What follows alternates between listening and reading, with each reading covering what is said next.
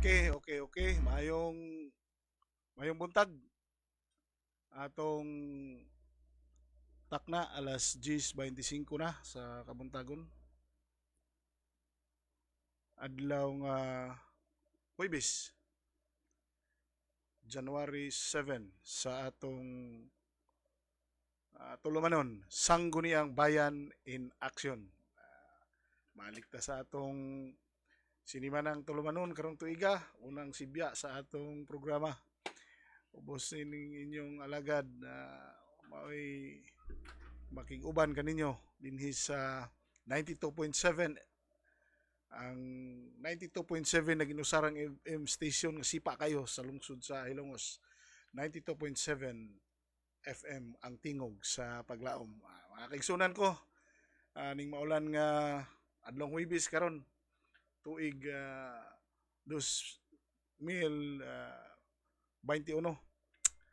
Bagong tuig na gyud, Pastor. Happy New Year inyo dihatanan. Mao gyapon kini inyong konsyal, majority floor leader, konsyal Edwin Falier, makiguban kaninyo nining atong tulumanon Sangguniang Bayan in Action. Medyo nalangan tagjutay kay tungod kay bagong tuig, medyo balik ta sa atong wala ang atong mga kuan diri sa atong istasyon. So karon niadtong unang tuig katapusan natong sibya ato namang nasubay ang mga nagkadaiyang mga konsehalis sa atong lungsod sa Ilongos. Sugod pa sa tuig 1942 hantod 2021 karon ato nang nasubay tanan ng mga namunuan sa atong lungsod sa mga higala. Padayon ta sa atong tulumanon kay kining atong tulumanon wala yung tuyog tumong. Mao lamang ang pagpasabot pag aron ang atong katawhan masayod kay ang lungsod nga nakahibalo dunay ikatampo apan ang lungsod nga wa masayod mao'y makaingon sa kaguliha nga diin mao'y makalangan sa atong tingusbawan. Mao na nga kinahanglan masayod gyud ang lungsod kung unsa ang mga panghitabo, unsa ang trabaho labi na diha sa atong konseho. Mao na yung tuyog tumong sa atong programa. Wala yung tuyog tumong nini mo pagpatin-aw, pagtataw o paghatag og katinawan sa tanang mga panghitabo diha sa atong konseho. Busa to nang nahibaw-an nga daghan di ay nga atong mga katigulangan ng mga prominenteng mga tao nga nahimong konsyal sa tong lungsod, nahimong mayor diha sa tong lungsod. Busa karon aritas diin man gyud gipasikad kining maong legislative. Nganong do na may legislation, nganong di naman lang wala na lang gud na kay pwede raman kung unsa man gani, pero sukad nga nataw ang Local Government Code of 1991, Republic Act 7160, mga kaigsuonan ko, dinhi gipasikad ang bag-ong pamaagi. Mao lagi to sa una, ang mag-preside sa atong sesyon diha sa konseho mao ang atong mayor. Apan sugod sa 1991, pagka-approve ni ining Republic Act 7160. Mao ni nga pero kining Republic Act 7160 kadaghan ni giamindar Republic Act number 8185 amending section 324 sa Republic Act 8524 changing sa term daghan kayo mga ipambag-o nini. Busa pinasikad sa maong Acta Republika ang atong Sangguniang Bayan mao kini ang mga gipasikaran tutas sa sinugdanan og dis-amang gyud gikan kining maong gahom nga gihatag sa Sangguniang Bayan. Basically gikan ni siya sa Local Government Code, specifically Chapter 3, Local Legislation Section 48 diha sa atong Local Government Code. Ang local legislative power do na gyud ay gitawag og local legislative power, mga kaigsuonan ko. Mao ni ang local legislative power shall be exercised by the sangguniang panalawigan, dunay sangguniang panalawigan, dunay sangguniang panglungsod, kanang sangguniang panalawigan mao kana ang sa province, ang sangguniang panglungsod mao kana ang sa atong lungsod sa Hilongos diin mao kini karon ang atong gintindugan. Ug dunay lain pang sanggunian, ang sangguniang barangay for the barangay. Sa ato pa dihay tulo ka klase ang sanggunian sa local government unit: sangguniang panlalawigan, sangguniang panglungsod, ug sangguniang barangay. Ngano nga to maning gisgutan, mga kaigsunan ko?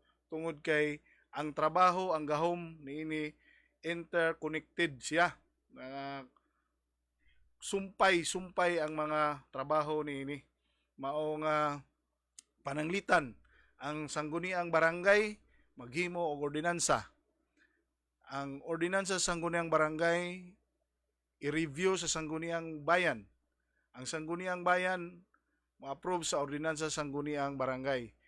Ang mga ordinansa sa sangguniang bayan i-review, i-approve sa sangguniang panlalawigan. Mao nga dunay separasyon, dunay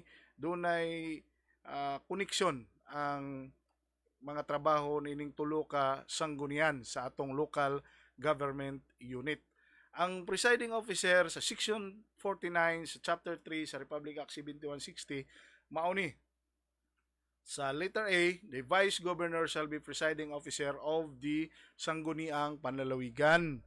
Sa sangguniang panlalawigan diay ang Vice Governor ang mag-preside sa sesyon. Likewise, the City Vice Mayor or the Municipal Vice Mayor shall preside the sangguniang panglungsod for sa munisipyo, sa atong munisipalidad, sa ato Hilongos.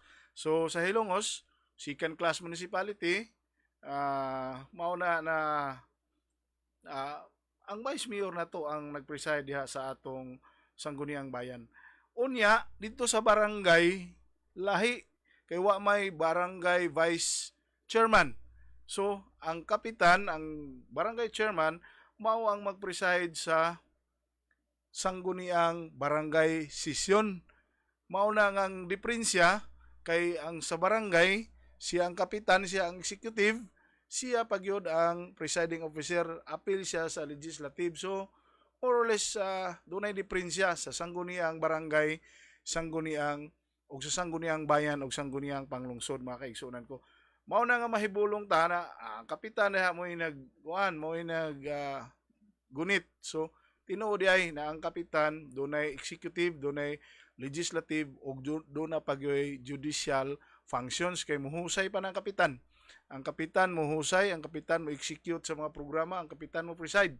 So basically kuan siya, special power ang iya compared to sa mga diri sa ato sangguniang bayan nga mga presiding officer. Kay ang atong presiding officer, vice mayor, di man siya maka-execute sa mga ordinances nga gi-approve sa sangguniang bayan. So mao na siya.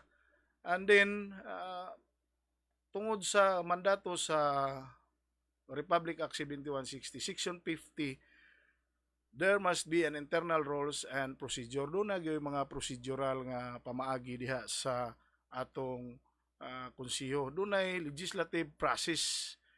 Doon ay mga order of calendar of business kada sesyon. Mao na makaigsuunan ko kinahanglan pinasubay gyud sa internal rules ang mga buhaton diha sa atong sangguniang bayan. Dili lang ni siya ingon og unsa, dili lang ni siya ingon og himo-himo, dunag gyud siya internal rules and procedure nga kinahanglan buhaton. So sa umabot siguro na sibya nato atong tukion kung unsa ang internal rules diha sa atong sangguniang bayan sa Hilongos karong term 2019 to 2020 to, mga kaigsunan ko. Dunay internal rules diha ato nang tagatukion sa umabot pa natong mga sibya pohon diha sa atong dinhi sa atong programa.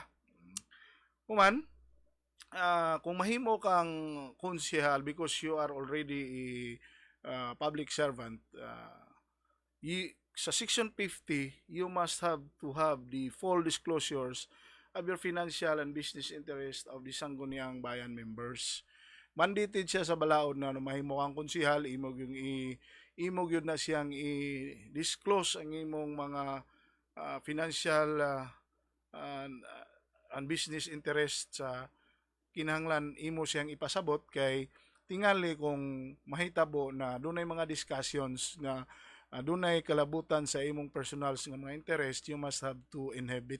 Di gyud ka pwede na mo appeal sa mga discussions kung dunay personal interest. That's why every Sangguniang Bayan member shall, upon assumptions of office, makes a full disclosure of his business, financial interest. He shall also disclose any business, financial, and professional relationship or any relation by affirmity, and consanguinity within the fourth degree, which he may have within a person, firm, or entity affected by an ordinance and resolution. Muna akong giingon nga kinahanglan gyud imo i-disclose kay tingali dunay mga resolutions, dunay ordinances nga may kalabutan sa imo na personal na interest. So dili gyud ka pwede mo appeal diha, dili ka pwede mo kung doon na kay ownership of stocks, capital, investments, in entity or firm which ordinance and resolution may apply. Kay basin doon ay self-serving. Mauna siya ay sa balaod. Number 2, tingali og doon ay contract of agreements with any persons and entity which the ordinances or resolutions under consideration may affected. Usa kada kong example yan na pananglitan. Konsihal ka sa lungsod sa Hilongos. Then, the municipality of Hilongos, na ang Sangguniang Bayan of Hilongos, make a resolution authorizing the local chief executive to enter into MOA with the Gaisano group of company. Unya human ikaw di ay duna kay financial involvement, naka-investment sa Gaisano. So, di ka pwede na mo appeal because it might be na bias ka. You might have to basing makahimo ka diha og mga section sa atong gi panday na mga balaod. Unya human apektado ang pabor ang imong investment sa Gaisano mo na siya nagkinahanglan.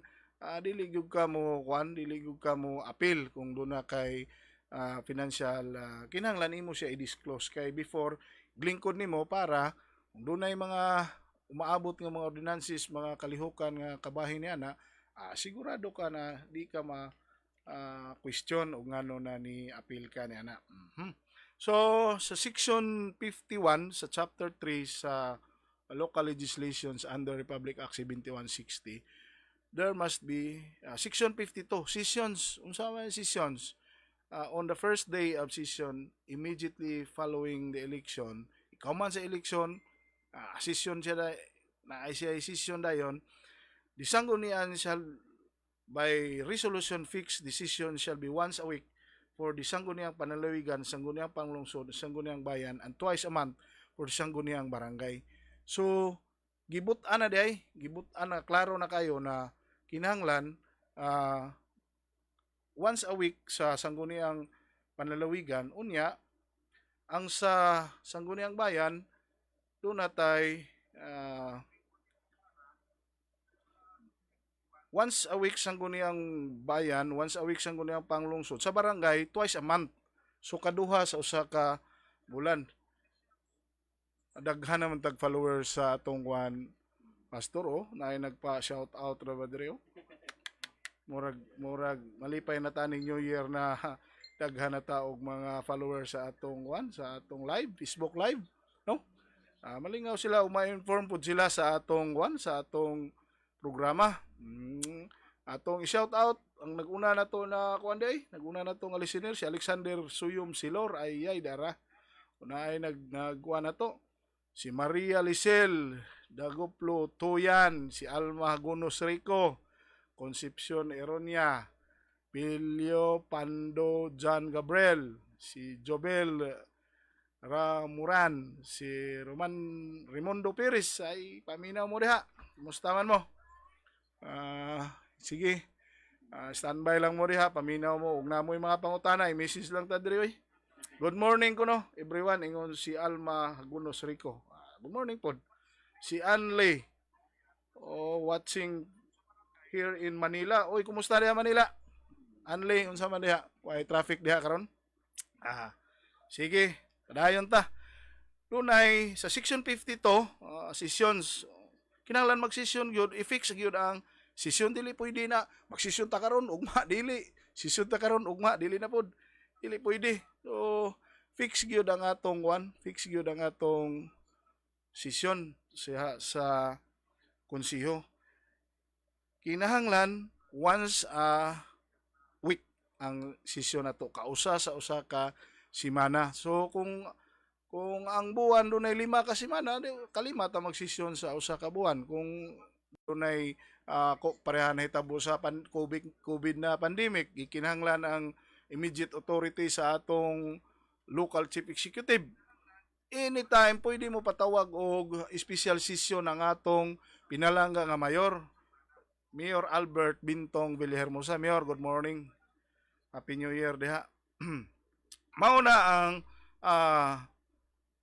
mandato sa balaod nga kinahanglan kinahanglan gyud kung gikinahanglan dunay special session makapatawag og special session ang local chief executive.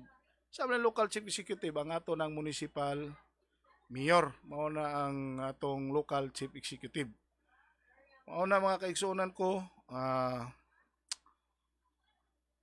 Section 52, paragraph B. All sangguniang sessions shall be open to the public unless closed-door session is ordered by the affirmative vote of the majority of the members present.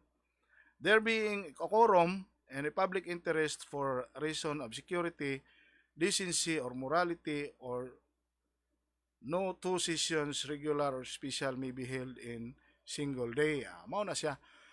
Ang session open to public bisag kinsay moso diha, bisan nakabutang na diha nga sangguniang bayan on session, pero open na siya sa publiko. Mao na nga dili pwede kung isira na siya unless doon na gyud rason pananglitan na karon dunay IET protocol na ang usa ka area maura na siya ang masulod na number of person. So sukdo na to dili tanan makasulod. So kung gikinahanglan di tanan dili, pero open to the public. Mao nay atong angay mahibaw-an. Makaigsunan ko nga kung dunay bising kinsa kanato, kung dunay tay concern, anytime sa session pwede ta mo adto, pwede ta mo observe, pwede ta mo sit as visitor sa atong session. Buhahan ma-accommodate ang atong mga concerns kay doon na may sa atong rules and procedures unya nga hisgutan, dunay luna diha sa atong procedure, diha sa atong house rules na matagad ang mga kinsa to ang dunay concern diha sa atong sangguniang bayan. Mao na mga kaigsunan ko, open to the public ang atong session. Sa paragraph D, in the case of a special session of the sangguniang bayan, written notice to the members shall be served within 24 hours. Matong gingon ko, magpatawag ang atong local chief executive, ang atong municipal mayor nga dunay gikinahanglan nga magtigom ang sangguniang bayan tanan effective. That is within 24 hours sa iyang notice. Kinahanglan sa iyang notice within 24 hours magpahibao siya before sa iyang gusto na session. Mao na takda sa atong balaod. Mao na nga di pod pwede na session ta karon. Kinahanglan kayo magsesyon ta karon. Session taon niya, dili pwede kay basin ang uban dili ka hibalo ang ubang mga konsehal, so dili makatambong sa sesyon. So mao na siya. So section paragraph E, each sanggunian shall keep a journal and record of proceedings which may be published upon resolution of sanggunian concern. Mao na siya.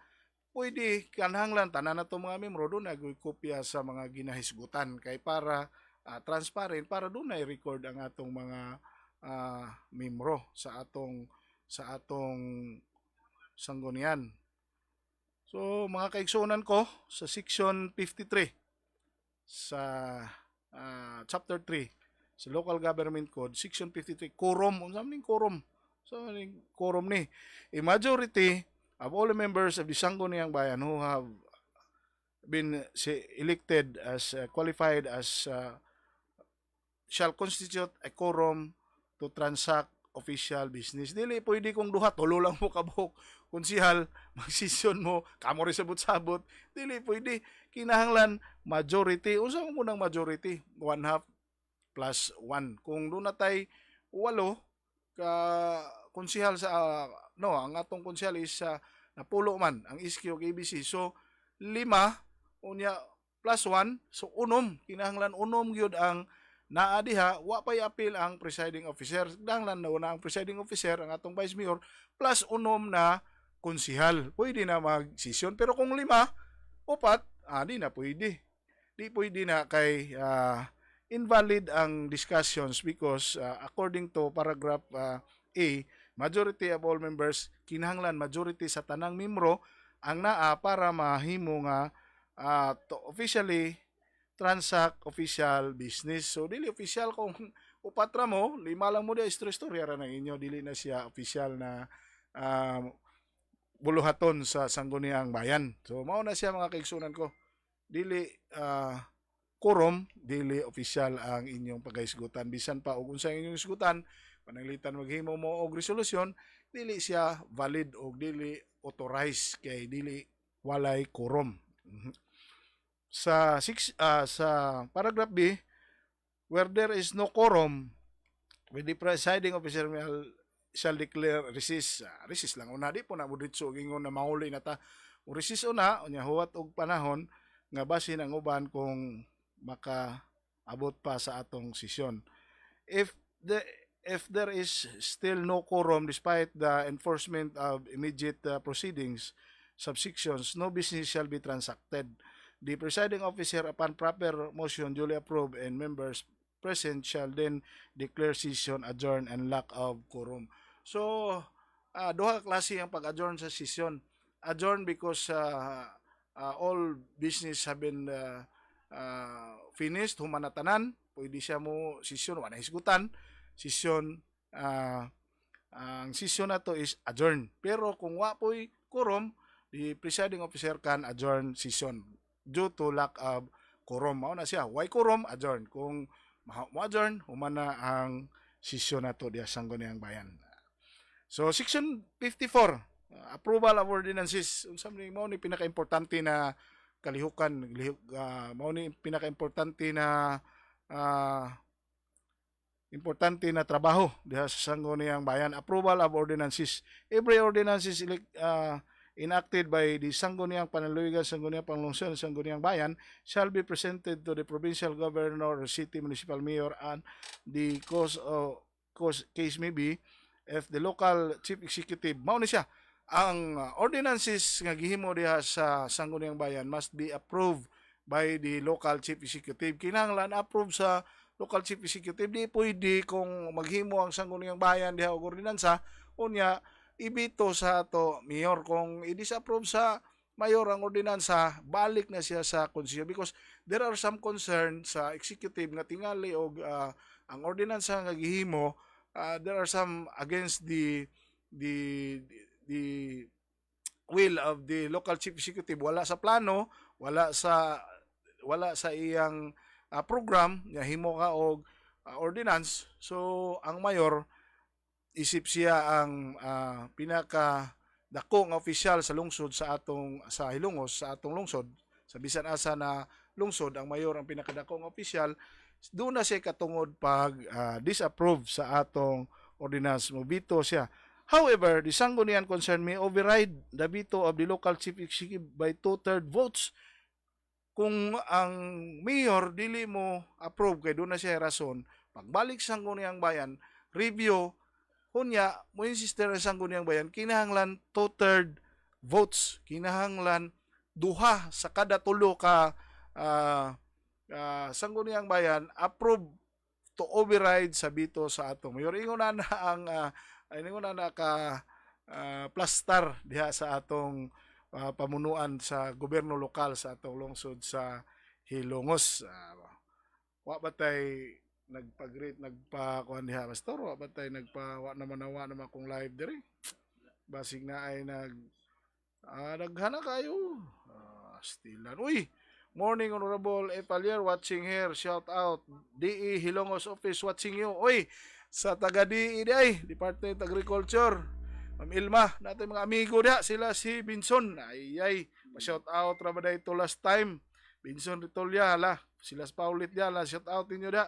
Mag-message lang mo. Oy, ay, akong amigo.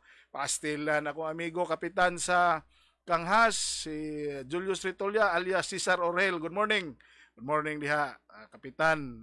Paminaw diha kay ako kang invite sunod diri sa atong programa ha kay pila ba ka sa mga legislative functions kay kapitan ka. So, mga kaigsunan ko, atong takna alas 10:52, apit na po napupos ang atong tulumanon pero sige lang kay so simana daghan pa taog hisgutan. So, ang veto power sa local chief executive, mao na to ganina, mo veto siya kung di siya ganahan, di siya kumbinsido sa ordinansa. Pero tagsara ni mahitabo kay ang sangguniang bayan o ang local chief executive doon naman ko ni gitawag og ila executive and legislative agenda. So, kung unsa ang inig sugod sa tuig before masugod ang tuig pananglitan 2021 karon nga year, umana ang executive and legislative agenda gihimo na sa wa pa na-approve ang EIP, Annual Investment Program diha, nagsabot na ng mayor o ang mga konsehal kung asa ang direkta, asa pa doong ang rumbo sa atong gobyerno. Mo nang tagsa na mahitabo na ibito ang ordinansa nga gihimo sangguniang bayan tungod kay ang sangguniang bayan nagdepende usab sa request or urgent measures nga gikinahanglan sa atong local chief executive. Dunay harmony kay dunay executive and legislative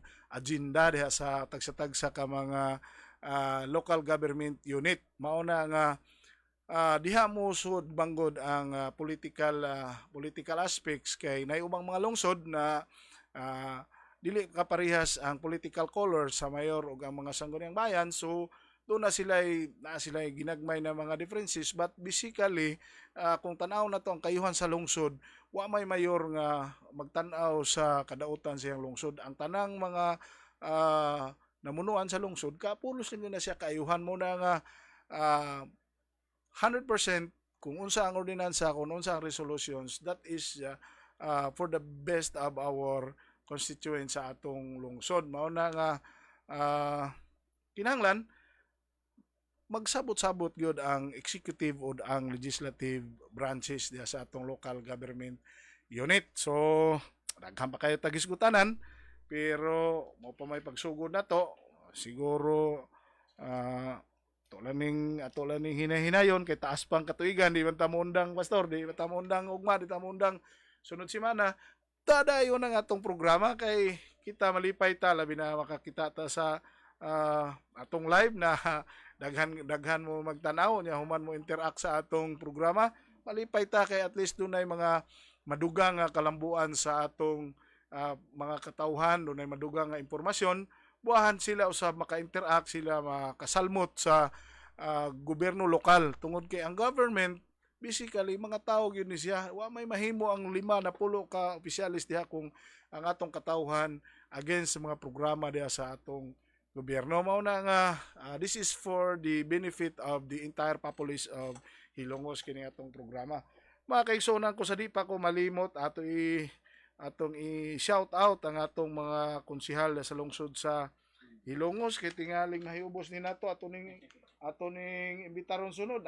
Di na niya nimo ato ni silang i-shout out ang atong mga konsehal, atong presiding officer Manuel Gabisan, ang atong majority floor leader kining inyong ubos nga igsuon Edwin Falier, ang atong number 1 konsehal, ang atong acting vice mayor karon, ang atong buutan nga konsehal Manuel Linlin Villahermosa, ang atong busy kayo kinabisihan sa tanang konsehal kay siya chairman sa health siging meeting sa mga protocols labi na atong abot nga nagsingabot ang pista sa Hilongos Bernadette M. Nervis, ang atong amigo kayo nga bana ni Ma'am Allen, ang atong konsehal si Attorney Josinilo M. Riuma, atong amigo nga konsehal Pipot Fulache, si Noboy Cristuto Boy Ong, si Carmelito Sarate, ang bana ni Ma'am Training konsehal si Francisco M. Ortiga, Engineer Francisco M. Ortiga konsehal, ang atong ABC President Teodoro Robles, Joyce Christy Flanco,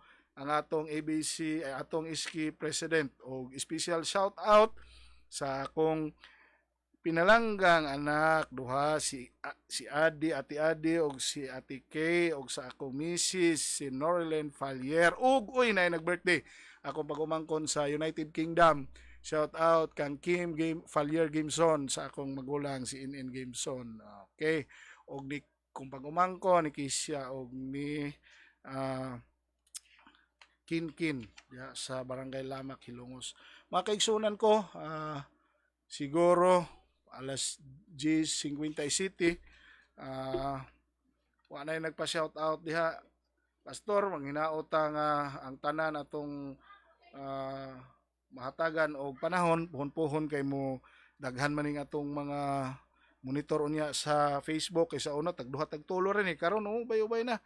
Sige lang basta kay padayon ta puhon sa atong discussion sa Sangguniang Bayan in Action. Atong i-discuss unya sa umabot pohon ang mga uban pang kagahom sa Sangguniang Bayan. Unya human hinay-hinay na tong discuss ang mga aktual na mga resolutions ordinansa diha sa atong lungsod sa Hilongos og siguro karong buntaga dinhi lang una ta kutob og magpasalamat tag dako sa atong istasyon 92.7 Yok FM ang tingog sa paglaom og ni Pastor Noe dire nga moy kaabag nato sa atong computer dire ganina na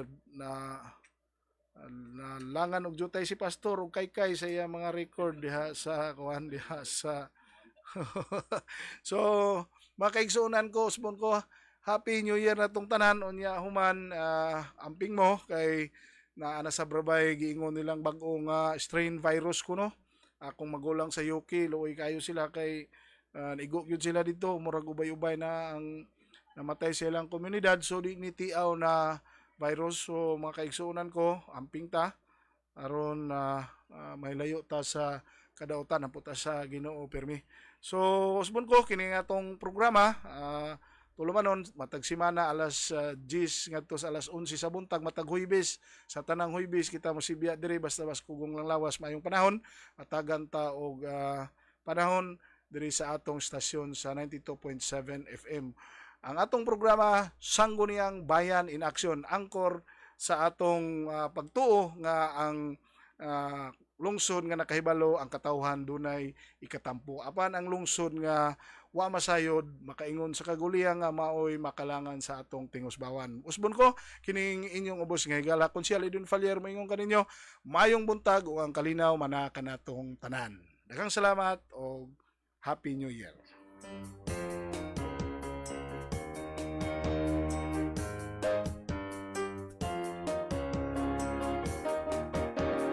Gracious thanks to our local chief executive, likewise with this councilman for boosting us valued creations and enhancing the beauties of nature. Your honest intentions offense our heart of stone. You play a huge role to unite us. Illumus knows for the improvement of Ilocos, our beloved hometown. Illumus now starts to shine like the sunrise in the sky. Surroundings are now gaily singing a hymn when one is unwinding. Trees in the forest are now dancing as the wind slowly grazing. Bodies of water are now gaily streaming, our homeland early smiling. Their talents are now showing, no longer hiding inside the shells, like birds freely flying. Due to your example, support and encouragement, Ilocos town starts to shine like a sunrise in the sky.